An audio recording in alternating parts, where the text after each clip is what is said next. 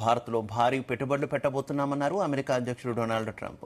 ఫ్రాన్స్లో ట్రంప్ ప్రధాని మోదీ భేటీ అయ్యారు. భారత్ అమెరికా మధ్య ద్వైపాక్షిక సంబంధాలపై చర్చించారు. పశ్చిమాసియాలో శాంతి కోసం ట్రంప్ కృషి చేశారని ప్రధాని మోదీ ప్రశంసించారు. ఇక హార్ముజ్ తెరవడంతో ప్రపంచ ఆర్థిక వ్యవస్థకు మేలు జరుగుతుందన్నారు. హార్ముజ్ దగ్గర భారత నావికులకు రక్షణ కల్పించాలని ప్రధాని కోరారు. అలాగే హార్ముజ్ వద్ద ఎలాంటి ఆంక్షలు ఉండవద్దని, స్వేచ్ఛా వాణిజ్యం జరగాలన్నారు. ప్రధాని మోదీ తనకు ఆప్త మిత్రుడని, భారత్కు అండగా ఉంటామని ట్రంప్ హామీ ఇచ్చారు. ఇదే అంశంపై ఇవాల్టి భేటీలో మనం చర్చించబోతున్నాం. నాతో పాటు ఈ డిబేట్లో జాయిన్ అవుతున్నారు ప్రముఖ ఎనలిస్ట్ కోటేశ్వరరావు గారు, అలాగే బీఆర్ఎస్ పార్టీ నుంచి రామ్మూర్తి గారు కూడా జాయిన్ అయ్యారు. మరి కాసేపట్లోనే కాంగ్రెస్ పార్టీ నుంచి కత్తే వెంకటస్వామి గారు, భారతీయ జనతా పార్టీ నుంచి డాక్టర్ ప్రభా గౌడ్ కూడా జాయిన్ అవుతారు. అందరికీ కూడా నమస్కారం. ముందుగా కోటేశ్వరరావు గారు, నిన్న G7 భేటీకి హాజరైనటువంటి ప్రధాని మోదీతో అలాగే ట్రంప్ భేటీకి సంబంధించి చాలా అంశాలు చర్చకొచ్చినట్టు మనకు తెలుస్తుంది. అలాగే విలేకరులు ట్రంప్ని కూడా చాలా ప్రశ్నలు అడగడం, దానికి ఆయన సమాధానాలు చెప్పడం కూడా మనం చూసాం. ఏంటి నిన్న జరిగినటువంటి ఈ భేటీకి సంబంధించినటువంటి అంశంలో మీకు ఏమనిపించింది ఈ భేటీ ద్వారా?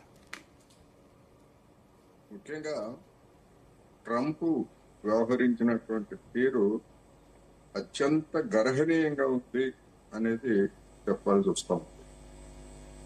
ట్రంప్ని విలేకరులు ఒక ప్రశ్న అడిగారు. ఏమిటంటే, హార్ముజ్ జలసంధిలో మరణించినటువంటి భారత నావికులకు మీరు సంతాపం తెలుపుతారా అని అడిగితే, అవును నేను విన్నాను వాళ్ళు చచ్చినట్టు అన్నట్లుగా మాట్లాడాడు తప్ప సంతాపం తెలియజేయలేదు. కనీస మానవత్వం.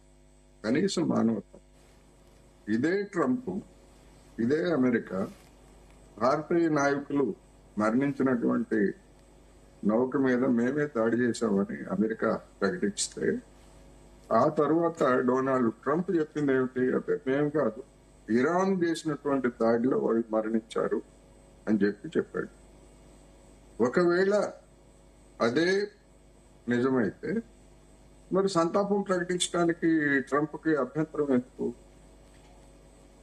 అలాంటి ట్రంప్ తోటి మన ప్రధాని నరేంద్ర మోడీ గారు భేటీ అయి పశ్చిమాసియా శాంతికి కృషి చేశారు అని చెప్పేసి ప్రశంసలు కురిపించడం చరిత్రను మన కళ్ళ ముందే ఎంతగా వక్రీకరిస్తున్నారో అనేది మనకి స్పష్టంగా కనిపిస్తాం.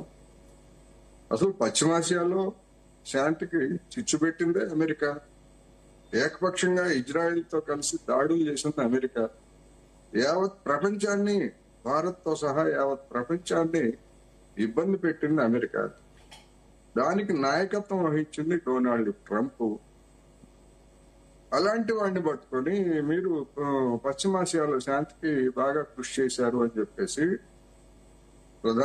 భారత ప్రధానమంత్రి నరేంద్ర మోడీ చెప్తే యావత్ భారతదేశం సిగ్గుతో తలంచుకోవాలి. ఎవరు చెప్తున్నారు? మీరు ఇంకేదన్నా చెప్పండి.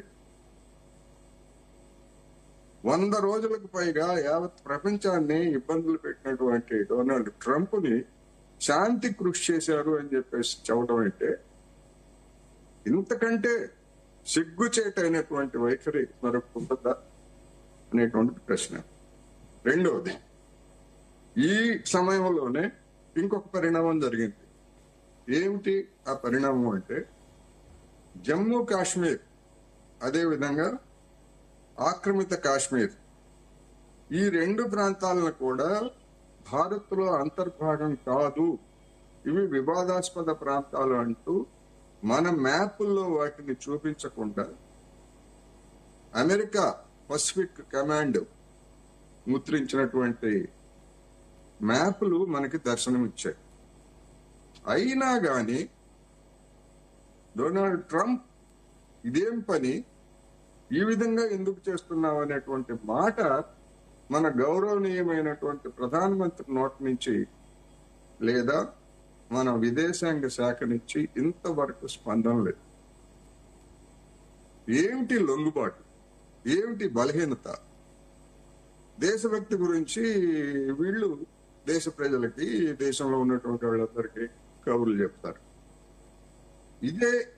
ఈ విధమైనటువంటిది ఫిబ్రవరి నెలలో మన దేశంతో వాణిజ్య సంప్రదింపులు జరపడానికి అమెరికా ప్రతినిధి వర్గం వచ్చినప్పుడు అదే ప్రతినిధి వర్గం, అదే వాణిజ్య శాఖ జమ్మూ కాశ్మీరు, లడక్, ప్రస్తుతం చైనా ఆధీనంలో ఉన్నటువంటి ఆక్సాయ్ చిన్ ప్రాంతంతో సహా మొత్తం కూడా భారత్ భాగాలే అంటూ అప్పుడు మ్యాప్ను ప్రకటించారు. ఆ మ్యాప్ మీద పాకిస్తాన్ వాడు నిరసన తెలియజేశాడు. నిరసన తెలియజేస్తే ఆ మ్యాప్ ని అప్పుడు అమెరికా వెనక్కి తీసుకుంది. ఇప్పుడు అసలు అవన్నీ కూడా పాకిస్తాన్ లో భాగాలే అన్నట్టుగా మరి అమెరికా సెంట్రల్ కమాండ్ చెప్పింది. 2018లో ఇదే డొనాల్డ్ ట్రంప్ మనల్ని బుట్టలో వేసుకోవడానికి ఏం చెప్పాడు? అప్పుడు అమెరికా ఏం చెప్పింది? అమెరికా ఇండో పసిఫిక్ అని చెప్పింది. ఇప్పుడు అదే ట్రంప్ నాయకత్వంలో ఉన్నటువంటి అమెరికా ప్రభుత్వం ఇండో అనేటువంటి పదాన్ని తీసేసి అమెరికా పసిఫిక్ కమాండ్ అని చెప్పింది. ఆ అమెరికా పసిఫిక్ కమాండ్ అని చెప్తూ దాని మ్యాప్ లో మన దేశాన్ని, మన జమ్మూ కాశ్మీర్ ని, వీటన్నిటిని కూడా లేపేసింది. ఏమాత్రం దేశభక్తి ఉన్నా గానీ లేకపోతే ఇంకోటి ఉన్నా గానీ ఇలాంటి పరిణామాలు జరిగినటువంటి నేపథ్యంలో డొనాల్డ్ ట్రంప్ పశ్చిమాసియా శాంతి కృషి చేశారని మోడీ గారు చెప్పడం, మీకు అవసరం మోడీ గారికి కావాల్సిన ప్రశంసలన్నీ డొనాల్డ్ ట్రంప్, నువ్వు అందంగా ఉన్నావు, నువ్వు మంచిగా బట్టలు వేసుకుంటావు, ఈ విధమైనటువంటి ప్రవక్తల కోసం. ఈ ప్రవక్తలు కావాలంటే భారతదేశం అంతా ఇస్తారు, ఇబ్బందే లేదు. నరేంద్ర మోడీ గారి అన్నం గురించి లేకపోతే ఆయన బట్టల గురించి డొనాల్డ్ ట్రంప్ ఆ విధమైనటువంటి ప్రశంసలు ఇస్తే నువ్వు పశ్చిమ